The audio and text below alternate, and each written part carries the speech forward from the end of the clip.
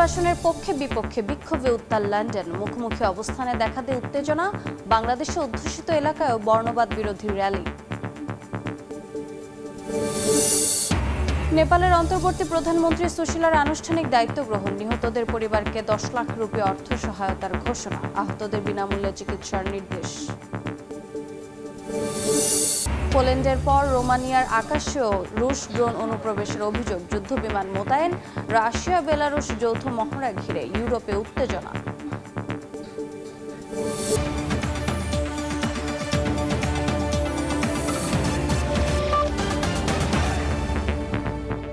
আন্তর্জাতিক সময়ের সঙ্গে আছি আমি রোজা চৌধুরী।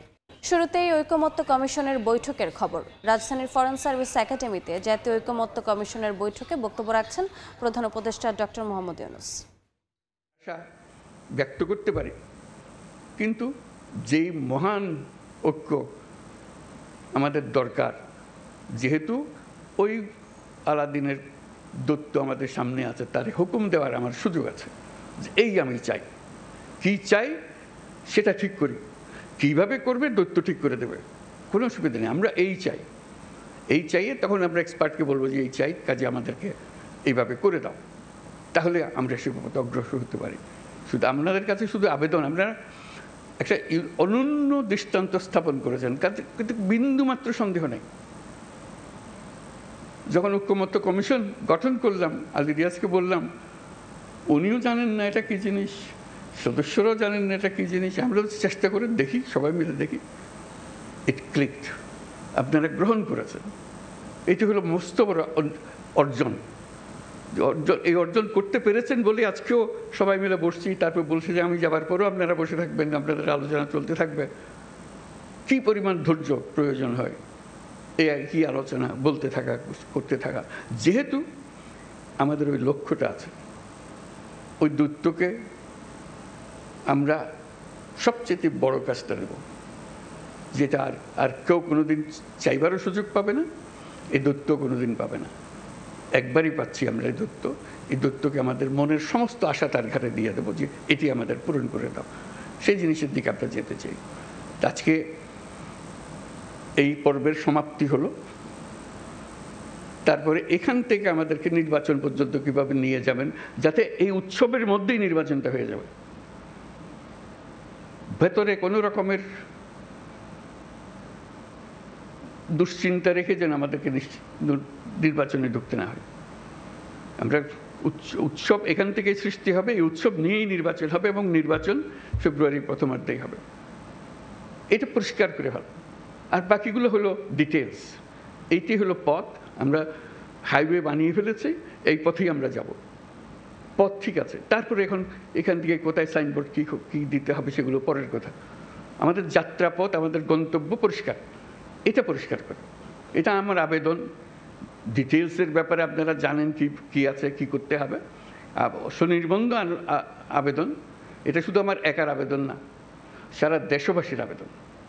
সবাই চায়, সবাই এটার থেকে মুক্ত হতে চায়। যেই সব জিনিস হয়ে গেছে তার থেকে মুক্ত হতে চায়। সমস্ত পথঘাট বন্ধ করতে চায়, যাতে কোনো জায়গা দিয়ে কেউ কোনো দিক ঢুকতে না পারে, প্রবেশ করার কোনো সুযোগ না পায়। এই আমাদের যে একটা, আমরা এই এখান থেকে ফেব্রুয়ারি পর্যন্ত যদি এই কাজটা করে ফেলতে পারি, তাহলে আমাদের দেশ যেরকম নিশ্চিন্ত হবে এবং পৃথিবীর অন্যান্য দেশও আমাদেরকে লক্ষ্য করবে, শিখতে আসবে যে আমরা কীভাবে এটা করলাম, কী জিনিস আমরা এর মধ্যে দিয়েছি। আমরা হয়তো এখনও হয়তো আমরা সবাই বুঝতেছি না এই ঐকমত্য কমিশন আমাদেরকে কি দিয়েছে, কি পেয়েছি। 1 বছর পরে যখন এদিকে ফিরিয়ে দেখবেন, তখন বুঝতে পারবেন কি মহাকাণ্ড আপনারা করেছেন। 2 বছর 10 বছর পরে যখন অন্যরা দেখবে, তারা অবাক বিস্ময়ে তাকাবে, কি কাণ্ডটা আপনারা করেছেন। কাছে এটা যেন নিখুঁত হয়, নির্দোষ হয়, যেমনভাবে আমরা করব যেটার থেকে একটা নতুন জাতির জন্মগ্রহণ করলো। আপনারা জন্মগ্রহণের এই সূতিকাগারটা তৈরি করে দিলেন, এখন সে তরতর করে এগিয়ে যেতে থাকবে। সেই আবেদন আপনাদের কাছে। এই পর্যন্ত যেটুকু করেছেন, এটা ইতিহাসের একটা স্মরণীয় অধ্যায় রচনা করেছেন, সেই অধ্যায় থাকলো। এটাকে একেবারে নিখুঁত করার জন্য যে কয়টা বা দিন বাকি আছে নির্বাচন পর্যন্ত, যাতে করে কোনো রকমের মনের মধ্যে কষ্ট না নিয়ে, কোনো রকমের মনের মধ্যে খুঁতখুঁতি না নিয়ে নির্বাচন করতে পারি যে হ্যাঁ আমরা জানি আমি কি অর্জন করতে চাচ্ছি, আমরা কি অর্জন পরিষ্কার আমাদের সামনে, আমরা সবাই মিলে করছি। আমরা কিছু বোঝাপড়া করেছি, এটা দেশের জন্য করেছি, জাতির জন্য করেছি, এটাই একমাত্র সুযোগ। আর এই সুযোগ আর জীবনে আসবে না। ওই আলাদিনের সেই দৈত্য আর ফিরে আসবে না। একবারই সে একবার জিজ্ঞেস করবে আর জিজ্ঞেসও করবে না, আর আমরা সুযোগও পাবো না। কাজেই এইবারই যেন আমরা সেটা সমাপ্ত করতে পারি। আপনাদের সবাইকে অশেষ ধন্যবাদ। আর বিশেষ করে ঐকমত্য কমিশনের যারা সদস্য, যারা দিনরাত পরিশ্রম করেছেন, তাদেরকে ধন্যবাদ। এবং প্রফেসর আলী রিয়াজকে ধন্যবাদ। কত ধৈর্য সহকারে উনি করে গেছেন। এটা এত পরিশ্রম করে এটা করবেন, এটা আমার মনে আসে নাই তখন যখন আমি আলাপ করলাম। এখন দেখছি ওনার যে কন্ট্রিবিউশন আপনাদের সবার সঙ্গে এই দিনের পর দিন আলাপ করে একটা রাস্তা বার করার জন্য, সেটা যেন আমরা সফল হই, সবাই মিলে সফল হই। সবাই মিলে পরিশ্রম করেছেন আপনারা। কাজে এটার জন্য আমরা এটা ব্যর্থ হবার কোনো সুযোগ নেই আমাদের কাছে।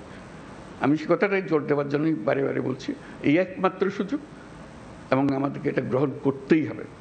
এটার থেকে বিচ্যুত হওয়ার উপায় নেই। সমঝোতা বলেন, ঐক্য বলেন, যাই বলেন, যখন নির্বাচনে যাব একমত হয়ে সবাই যাব।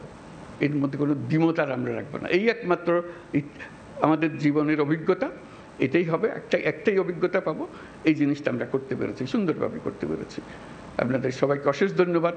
এবং এটা সফলভাবে আমরা সমাপ্ত করি। নির্বাচনের সমাপ্ত করে আমরা উৎসব করব যে আমরা করে ফেলতে পারি।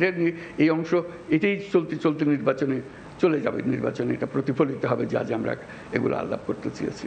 আপনাদের সবার সাফল্য হোক কামনা করছি এবং দেশের মঙ্গল হোক।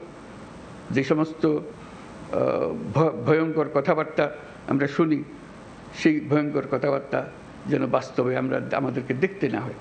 আমরা সুন্দরভাবে নির্বাচন করে নতুন যাত্রা আমরা শুরু করব জাতি হিসেবে। এটা মহা উৎসবে আমরা যাত্রা শুরু করব। সবাইকে ধন্যবাদ।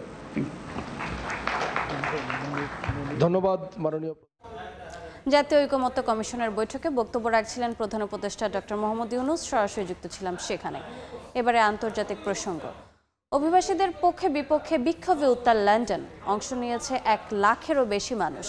অভিবাসী বিরোধী বিক্ষোভে ভার্চুয়ালি যুক্ত হয়ে ব্রিটেনের সরকার পরিবর্তনের ডাক দেন মার্কিন ধনকুবের ইলন মাস্ক। দাবি জানান পার্লামেন্ট বিলুপ্ত করে নতুন ভোট আয়োজনের। বিক্ষোভে ভিড় সামলাতে গিয়ে বিক্ষোভকারীদের সঙ্গে পুলিশের সংঘর্ষের ঘটনাও ঘটেছে। এতে আহত হয়েছেন 26 জন পুলিশ সহ বেশ কয়েকজন। এ সময় আটক করা হয় কয়েকজন বিক্ষোভকারীকে। একই দিন বাংলাদেশে অধ্যুষিত এলাকায় হয়েছে বর্ণবাদ বিরোধী বিশাল র্যালি। বিস্তারিত শোয়েব কবিরের প্রতিবেদনে। সেন্ট্রাল লন্ডনে শনিবার দুপুরে বিক্ষোভকারীদের ঢল নামে। অভিবাসন বিরোধী কর্মী টমি রবিনসন এই বিক্ষোভে ডাক দেন। পুলিশের তথ্য বলছে ইউনাইটেড দ্য কিংডম নামে এই মিছিলে অংশ নেন প্রায় 1 লাখের বেশি মানুষ। পাশাপাশি কাছেই সমবেত হন স্ট্যান্ড আপ টু রেসিজম এর ব্যানারে পাল্টা মিছিল। সেখানে উপস্থিত ছিলেন 5000-এর বেশি মানুষ। অভিবাসীদের মর্যাদা চেয়ে বর্ণবাদ বিরোধী স্লোগান দেন তারা। মেট্রোপলিটন পুলিশ জানায় বিক্ষোভটি অনেক বড় আকার ধারণ করায় প্রশস্ত সড়কেও ভিড় সামলানো কঠিন হয়ে পড়ে। পরিস্থিতি নিয়ন্ত্রণ করতে গিয়ে বিক্ষোভকারীদের লাথি, ঘুষি ও অন্যান্য বস্তু নিক্ষেপের মুখে পড়তে হয় পুলিশকে। এই সময় নিরাপত্তা বাহিনী ও বিক্ষোভকারীদের মধ্যে সংঘর্ষের ঘটনাও ঘটে। আটক করা হয় কয়েকজনকে, আহত হন অনেকে। অভিবাসন বিরোধী বিক্ষোভে ভার্চুয়ালি বক্তব্য রাখেন মার্কিন ধনকুবের ইলন মাস্ক। ব্রিটেনে সরকার পরিবর্তনের ডাক দিয়ে তিনি বলেন, ব্রিটিশ জনগণ এখন আর তাদের বাক স্বাধীনতা প্রয়োগে নিরাপদ বোধ করছেন না। মাস্কের অভিযোগ, ব্রিটেনের ক্ষয়কে ত্বরান্বিত করছে ব্যাপক ও নিয়ন্ত্রণহীন অভিবাসন। দেশটির পার্লামেন্ট বিলুপ্ত করে নতুন ভোট আয়োজনের দাবিও জানান মার্কিন ধনকুবের। লন্ডনে অভিবাসী বান্ধব ও প্রগতিশীল শক্তিগুলো একত্রিত হচ্ছে। বাংলাদেশি অধ্যুষিত টাওয়ার হ্যামলেটসেও একদিন হয়েছে প্রতিবাদ র্যালি।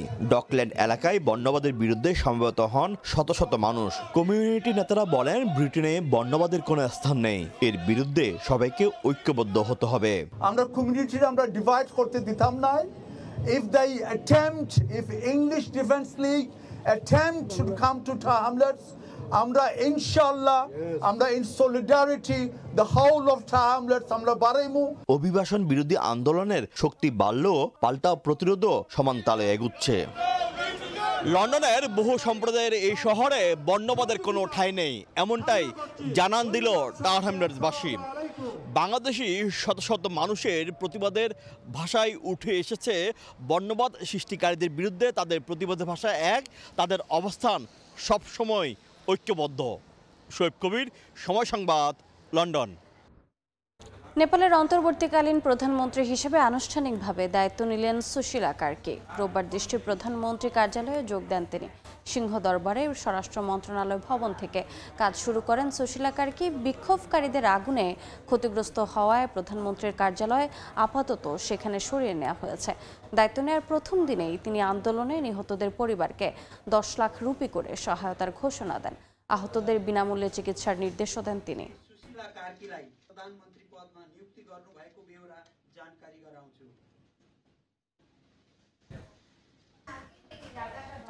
ইসরায়েল বিরোধী বিক্ষোভে ফুঁসছে বিশ্বের বিভিন্ন দেশ। হামাসের কাছে বন্দী জিম্মিদের মুক্তির দাবিতে বিক্ষোভ হয়েছে তেল আবিবে। এ সময় জিম্মিদের মুক্তির পাশাপাশি গাজায় যুদ্ধ বন্ধে নেতানিয়াহু ও ট্রাম্পের প্রতি আহ্বান জানান বিক্ষুব্ধরা। এদিকে গাজা যুদ্ধে ইসরায়েলকে অস্ত্র সরবরাহের প্রতিবাদে জার্মানিতেও বিক্ষোভ সমাবেশ করেন হাজারো মানুষ। এছাড়া ফিলিস্তিনিদের প্রতি সংহতি জানিয়ে নৌকা ভাসিয়ে ইসরায়েলের বিরুদ্ধে প্রতিবাদ জানান আর্জেন্টিনার বাসিন্দারা।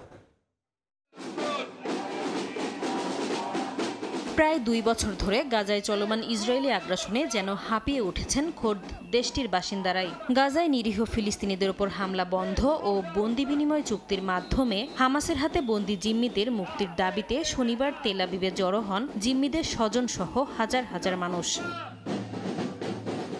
এ সময় হামাসের হাতে জিম্মিদের নিরাপদে ফেরা নিয়ে শঙ্কা জানান স্বজনরা। গাজায় চলমান সামরিক অভিযান নিয়েও প্রশ্ন তোলেন তারা। যুদ্ধবিরতি ও বন্দি বিনিময় চুক্তি বাস্তবায়নে বিলম্বের জন্য নেতানিয়াহুকে দায়ী করেন বিক্ষুব্ধরা। দুপক্ষকে আলোচনায় বসাতে মার্কিন প্রেসিডেন্ট ডোনাল্ড ট্রাম্পকে উদ্যোগ নেয়ারও আহ্বান জানান তারা। প্রেসিডেন্ট ট্রাম্প, আপনি অনেক জিম্মির প্রাণ বাঁচিয়েছেন। একমাত্র আপনিই পারেন ইসরায়েল ও হামাসকে আলোচনার টেবিলে নিতে। আর দেরি করবেন না, এখনই পদক্ষেপ নিন। গাজা যুদ্ধে ইসরায়েলকে অস্ত্র সরবরাহ ও উপত্যকা জুড়ে চলমান সামরিক হামলার প্রতিবাদে জার্মানিতেও ব্যাপক বিক্ষোভ হয়েছে। শনিবার রাজধানী বার্লিনে বিক্ষোভে অংশ নেন অন্তত 12,000 মানুষ। এ সময় স্লোগানে স্লোগানে মুখর হয়ে ওঠে চারপাশ। বিক্ষোভে রাজনীতিবিদ, সঙ্গীত শিল্পী ছাড়াও দেশটির বিখ্যাত ব্যক্তিরা উপস্থিত ছিলেন। এ সময় ইসরায়েলকে অস্ত্র সরবরাহ পুরোপুরি বন্ধ করতে জার্মান সরকারের প্রতি আহ্বান জানান তারা। আমরা সবাই শান্তি চাই। ইসরায়েলি হামলার জেরে গাজার অবস্থা ভয়াবহ। এই বিষয়ে যুক্তরাষ্ট্রকে দায়িত্বশীল ভূমিকা পালন করা উচিত। এদিকে ফিলিস্তিনিদের প্রতি সংহতি জানিয়ে ইসরায়েলি আগ্রাসনের বিরুদ্ধে আর্জেন্টিনার টাইগ্রেস শহর সংলগ্ন একটি নদীতে ছোট ছোট নৌকা ভাসিয়ে অভিনবভাবে প্রতিবাদ জানান বিক্ষোভকারীরা। এ সময় ইসরায়েলের নিষেধাজ্ঞা ভেঙে গাজায় মানবিক সহায়তায় কার্যকর ভূমিকা রাখা গ্লোবাল সুমুদ ফ্লোটিলার প্রতিও সমর্থন জানান তারা। নাসরিন রুমি, সময় সংবাদ। পোল্যান্ডের পর এবার আরেক ন্যাটো সদস্য রোমানিয়ার আকাশ সীমায় রুশ ড্রোন অনুপ্রবেশের ঘটনা ঘটেছে। স্থানীয় সময় শনিবার রাতে তাদের সীমানায় ঢুকে পড়ে রাশিয়ার ড্রোন। পরিস্থিতি পর্যবেক্ষণে দুটি F-16 যুদ্ধবিমান মোতায়েন করে রোমানিয়া। এদিকে ইউক্রেনের আক্রমণে রাশিয়ার অন্যতম বড় উফা তেল শোধনাগারে আগুন ধরে গেছে। একদিনে ইউক্রেনের প্রায় 350 ড্রোন ভূপাতিত করার দাবি করেছে মস্কো। রাশিয়া বেলারুশের যৌথ সামরিক মহড়া ঘিরে ইউরোপ জুড়ে বেড়েছে উত্তেজনা। ইউক্রেনে হামলা অব্যাহত রাখার পাশাপাশি নানা কৌশলে ন্যাটো সদস্য দেশগুলোকে একের পর এক সতর্কবার্তা দিচ্ছে রাশিয়া। জাপাট 2025 নামের রাশিয়া বেলারুশের এক যৌথ মহড়ায় টানা দ্বিতীয় দিনের মতো নিজেদের অভূতপূর্ব সামরিক শক্তির প্রদর্শন করেছে পুতিন বাহিনী। মহড়ায় অংশ নিয়েছে হেলিকপ্টার, ট্যাঙ্ক, ক্ষেপণাস্ত্র আর ভারী সামরিক যান। সীমান্তের কাছে মহড়া হওয়ায় ইউরোপ জুড়ে উদ্বেগ ছড়িয়ে পড়েছে। বেলারুশের পশ্চিম সীমান্তে ন্যাটোর 3 সদস্য দেশ পোল্যান্ড, লিথুয়ানিয়া আর লাটভিয়া রয়েছে, আর দক্ষিণে ইউক্রেন। ফলে মহড়াকে পশ্চিমা কূটনীতিকরা বলছেন সরাসরি ন্যাটোর সহনশীলতার পরীক্ষা। এদিকে পোল্যান্ডের পর এবার আরেক ন্যাটো সদস্য দেশ রোমানিয়ার আকাশ সীমায় রুশ ড্রোন অনুপ্রবেশের ঘটনা ঘটেছে। দেশটির প্রতিরক্ষা মন্ত্রণালয় এক বিবৃতিতে জানায়, শনিবার স্থানীয় সময় রাতে তাদের সীমানায় ঢুকে পড়ে রুশ ড্রোন। পরিস্থিতি পর্যবেক্ষণে দুটি F-16 যুদ্ধবিমান পাঠায় রোমানিয়া। রাডার থেকে হারিয়ে যাওয়া পর্যন্ত রাশিয়ার ড্রোনে নজর রাখা হয়। ধারণা করা হচ্ছে ইউক্রেনে হামলা চালানোর সময় ড্রোন ঢুকে পড়ে রোমানিয়ার সীমান্তের ভেতর। এদিকে ন্যাটো দেশগুলো রুশ তেল কেনা বন্ধ করলে এবং চীনের উপর উচ্চহারে শুল্ক বসালে যুদ্ধ দ্রুত শেষ হয়ে যাবে বলে দাবি করেছেন মার্কিন প্রেসিডেন্ট ডোনাল্ড ট্রাম্প। ন্যাটোকে পাঠানো এক চিঠিতে এই যুদ্ধ দীর্ঘায়িত করার জন্য ইউক্রেনের প্রেসিডেন্ট ভলোদিমির জেলেনস্কিকে দোষারোপ করেছেন। ন্যাটো সদস্য তুরস্ক, হাঙ্গেরি ও স্লোভাকিয়া এখনও রুশ তেল কিনছে। বিশ্লেষকরা বলছেন এই কারণে ন্যাটোর অবস্থান দুর্বল হচ্ছে। চিঠিতে ট্রাম্প হুঁশিয়ারি দিয়েছেন যে এসব দেশ যদি একসঙ্গে রাশিয়ার বিরুদ্ধে না দাঁড়ায় তিনি নিজেও বড় ধরনের নিষেধাজ্ঞা দেবেন না। মার্কিন প্রেসিডেন্টের প্রস্তাব অনুযায়ী চীনা পণ্যের উপর 50 থেকে 100% শুল্ক আরোপ করা হবে। যুদ্ধ শেষ হলে এই শুল্ক তুলে নেওয়া যেতে পারে বলে পরামর্শ দেন তিনি। মালিহা সুহরওয়ার্দী, সময় সংবাদ। আন্তর্জাতিক সময় আরও থাকছে। মার্কিন হামলার পর অক্ষত ইরানের পারমাণবিক স্থাপনা, দাবি ইসরায়েলের নিষেধাজ্ঞা দেয়া হলে পরমাণু চুক্তি থেকে বেরিয়ে যাওয়ার হুঁশিয়ারি তেহরানের। মিয়ানমারে যতই নির্বাচনের দিন ঘনিয়ে আসছে ততই একের পর এক নীল নকশার ছক কষছে সামরিক জান্তা। এবার আরাকান ফ্রন্ট পার্টির চেয়ারম্যানকে বিশেষ ক্ষমার ঘোষণা দিয়েছে তারা। জান্তা বাহিনীর দাবি, ফেডারেল ব্যবস্থায় সহযোগিতার শর্তেই তাকে নির্বাচন লড়ার সব আইনি প্রতিবন্ধকতা থেকে মুক্ত করা হয়েছে। তবে রাজনৈতিক বিশ্লেষকরা বলছেন, রাখাইন অঞ্চল নিজেদের নিয়ন্ত্রণে আনতেই ক্ষমার এই কৌশল অবলম্বন করা হয়েছে। মিয়ানমারের সাগাইং অঞ্চলে ক্রমেই বাড়ছে জান্তা বাহিনীর অভিযান। সম্প্রতি অঞ্চলটির ওয়েটলেট উপশহরের দুটি গ্রামে সামরিক হামলায় প্রাণহানির ঘটনা ঘটেছে। অগ্নিসংযোগে পুড়ে গেছে বেশ কয়েকটি ঘরবাড়ি, জিম্মি করা হয়েছে বেশ কয়েকজনকে। এক প্রতিবেদনে এ তথ্য জানিয়েছে বিভিন্ন গণমাধ্যম। এরই মধ্যে নির্বাচনের আগে আরাকান ফ্রন্ট পার্টির চেয়ারম্যান ডক্টর আয়ে মাউংকে বিশেষ ক্ষমার ঘোষণা দিয়েছে জান্তা সরকার। পাশাপাশি তার সাজা মওকুফ করে নির্বাচনে অংশ নেওয়ার সুযোগও দিয়েছে তারা। জান্তা বাহিনী জানায়, শৃঙ্খলা ভিত্তিক গণতন্ত্র ও ফেডারেল ব্যবস্থায় সহযোগিতার শর্তেই তাকে ক্ষমা করা হয়েছে। তবে রাজনৈতিক বিশ্লেষকরা বলছেন, রাখাইন রাজনীতিকে নির্বাচনী খেলায় টেনে আনার জন্যই এই কৌশল অবলম্বন করেছে সামরিক জান্তা, যাতে তাদের পরিকল্পিত ভোট প্রহসনে আঞ্চলিক বৈধতার আবরণ তৈরি হয়। ডিসেম্বরে আয়োজিত নির্বাচনে সরাসরি অংশ নিচ্ছেন সেনা কর্মকর্তারা। সামরিক সূত্র জানায়, সেনাবাহিনীর 6 লেফটেন্যান্ট জেনারেল USDP দলের ব্যানারে নির্বাচনে দাঁড়াবেন। বিশ্লেষকরা বলছেন, এই ভোটের আসল উদ্দেশ্য হচ্ছে জান্তা প্রধান মিন অং হ্লাইংকে পার্লামেন্টের মাধ্যমে প্রেসিডেন্ট বানানো। সামরিক মনোনীত সাংসদ, USDP এবং অনুগত কর্মকর্তাদের ভোটেই তার এই লক্ষ্য পূরণ হতে পারে বলে জানা গেছে। মৌসুমী সাথী, সময় সংবাদ। ভারতের তামিলনাড়ুতে নিজের দল টিভিকের প্রচারণা শুরু করেছেন অভিনেতা থেকে রাজনীতিবিদ বনে যাওয়া বিজয় থালাপতি। প্রথম দিনে কয়েকটি জেলায় জনসভা করে সমর্থকদের উজ্জীবিত করেন বিজয়। আগামী কয়েক সপ্তাহে রাজ্যের বিভিন্ন প্রান্ত ঘুরে দলের পক্ষে সমর্থন জোগাড় করবেন তিনি। গেল বছরের ফেব্রুয়ারিতে আনুষ্ঠানিকভাবে রাজনীতিতে যোগ দেওয়ার ঘোষণা দেন এই অভিনেতা। এরপর গেল অক্টোবরে প্রথমবারের মতো জনসভা করেন বিজয়। সর্বশেষ চলতি বছরের অগাস্টে এক বক্তব্য দিয়ে দেশ জুড়ে আলোচনার জন্ম দেন। 2026 সালে রাজ্যটিতে বিধানসভা নির্বাচন অনুষ্ঠিত হবে।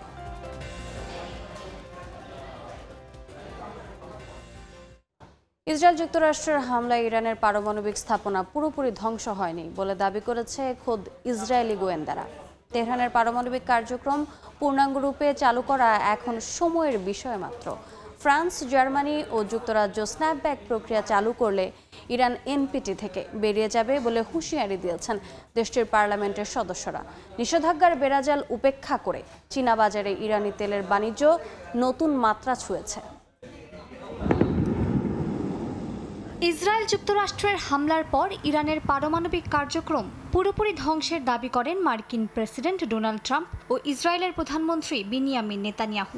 অন্যদিকে তেহরান বরাবরই দাবি করে আসছে তাদের শান্তিপূর্ণ কর্মসূচি ধ্বংস হয়নি। ফরাসি পত্রিকা লে মোদের বরাত দিয়ে জানা গেছে, সেপ্টেম্বরে প্যারিসে ইসরায়েলি কর্মকর্তারা জানিয়েছেন যদিও ফর্দ ও নাতানজ সহ বহু সমৃদ্ধকরণ কেন্দ্রে হামলা চালানো হয়েছে, তবু ইরানের হাতে কিছু সেন্ট্রিফিউজ রয়েছে।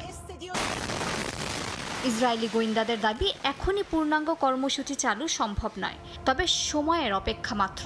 জুনে ইসরায়েল যুক্তরাষ্ট্র যৌথ বিমান হামলার পর ওয়াশিংটন ইউরোপীয় মিত্রদের সঙ্গে গোয়েন্দা তথ্য ভাগ করা বন্ধ করেছে, তাই ফরাসিরা এখন ইসরায়েলি মূল্যায়নকে গুরুত্ব দিচ্ছে। শনিবার ইরানের পররাষ্ট্রমন্ত্রী আব্বাস আরাকচি পার্লামেন্টের জাতীয় নিরাপত্তা কমিশনের জরুরি বৈঠকে যোগ দেন। কট্টরপন্থী আইন প্রণেতারা জানতে চান মার্কিন ইসরায়েলি হামলায় ক্ষতিগ্রস্ত পারমাণবিক স্থাপনায় আন্তর্জাতিক পারমাণবিক শক্তি সংস্থা প্রবেশাধিকার পাবে কিনা। আরাকচি আশ্বস্ত করেছেন যে পরিদর্শনের অনুমতি শুধুই সুপ্রিম ন্যাশনাল সিকিউরিটি কাউন্সিল দিতে পারবে।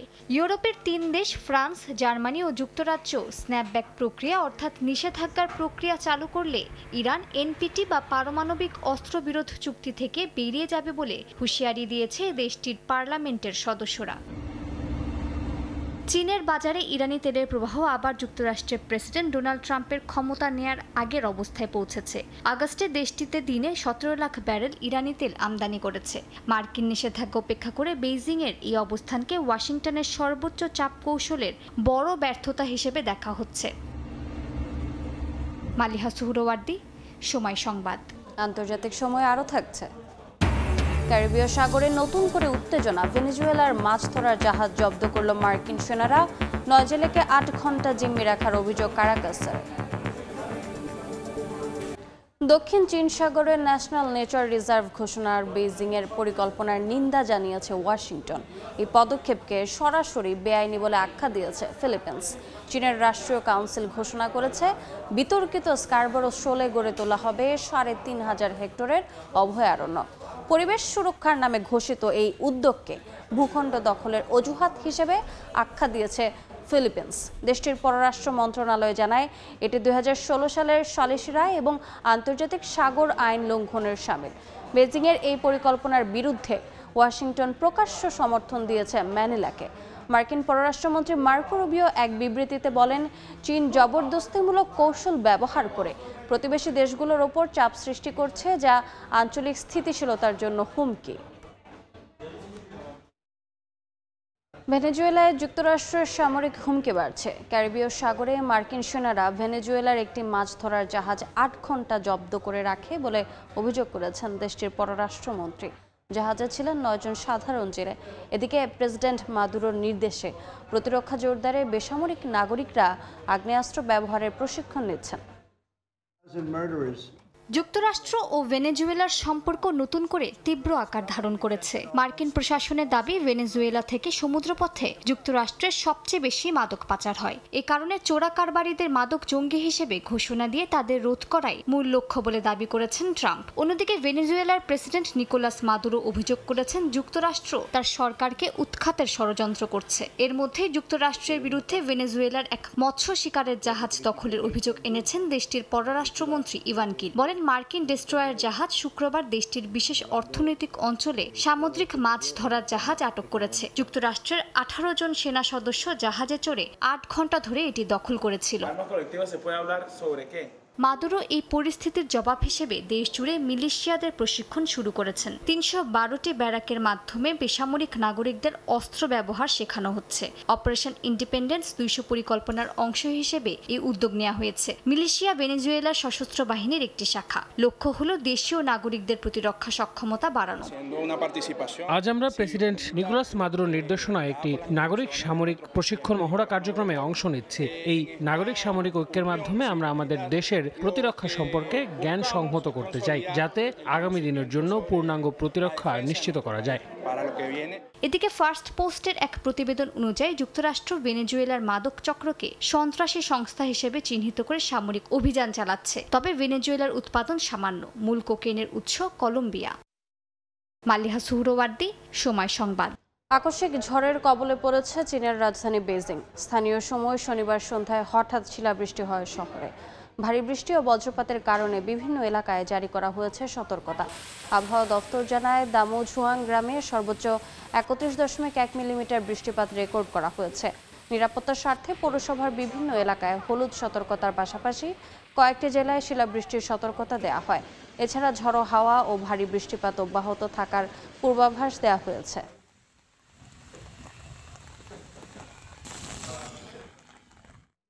বিশ্বের প্রথম দেশ হিসেবে এআই দিয়ে তৈরি ভার্চুয়াল মন্ত্রী নিয়োগ দিল আলবেনিয়া। সম্প্রতি রাজধানী তিরানায় আনুষ্ঠানিকভাবে ডিএলা নামের এআই মন্ত্রীকে পরিচয় করিয়ে দিয়েছেন প্রধানমন্ত্রী এদি রামা। কোড ও পিক্সেল দিয়ে তৈরি এই ভার্চুয়াল চ্যাটবটকে সরকারি ক্রয় ও ব্যয় তদারকির দায়িত্ব দিয়েছে দেশটি। দুর্নীতি কমানোই এই মন্ত্রীর মূল লক্ষ্য বলে জানায় সরকার। ডিএলা এখন থেকে সরকারি বেসরকারি চুক্তি পুনর্মূল্যায়ন করবে এবং ডিজিটাল সার্ভিসেস পোর্টালের মাধ্যমে নাগরিক সেবাও দেবে। চলতি বছরের শুরুতে আলবেনিয়ার প্রধানমন্ত্রী জানিয়েছিলেন দেশটিতে একদিন ডিজিটাল মন্ত্রী বা এআই প্রধানমন্ত্রী থাকবে। তার সেই ঘোষণার পর এবার দেশটিতে সত্যি এআই মন্ত্রী নিয়োগ দেওয়া হলো।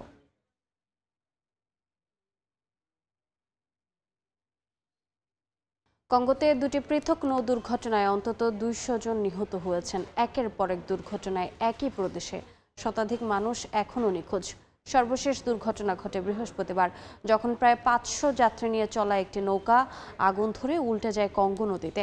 স্থানীয় প্রশাসন জানিয়েছে এতে অন্তত 107 জন নিহত হয়েছেন এবং আরও 146 জন এখনও নিখোঁজ। এর আগের দিন একই প্রদেশের বাসানকুসু এলাকায় আরেকটি নৌকাডুবিতে প্রাণ হারান কমপক্ষে 86 জন, যাদের বেশিরভাগই ছিলেন শিক্ষার্থী। এই দুর্ঘটনাগুলোর জন্য সরকারের অব্যবস্থাপনাকে দায়ী করছে স্থানীয় সিভিল সোসাইটি।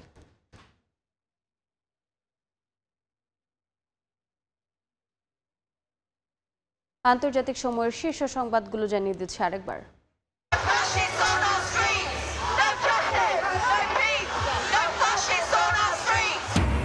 অভিবাসনের পক্ষে বিপক্ষে বিক্ষোভে উত্তাল লন্ডন। মুখোমুখি অবস্থানে দেখা দেয় উত্তেজনা। বাংলাদেশে অধ্যুষিত এলাকায়ও বর্ণবাদ বিরোধী র্যালি।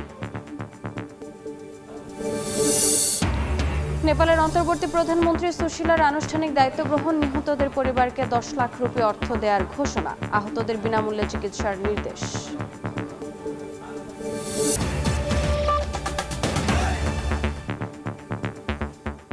এ ছিল আন্তর্জাতিক সময়। সঙ্গে থাকুন সময়ের।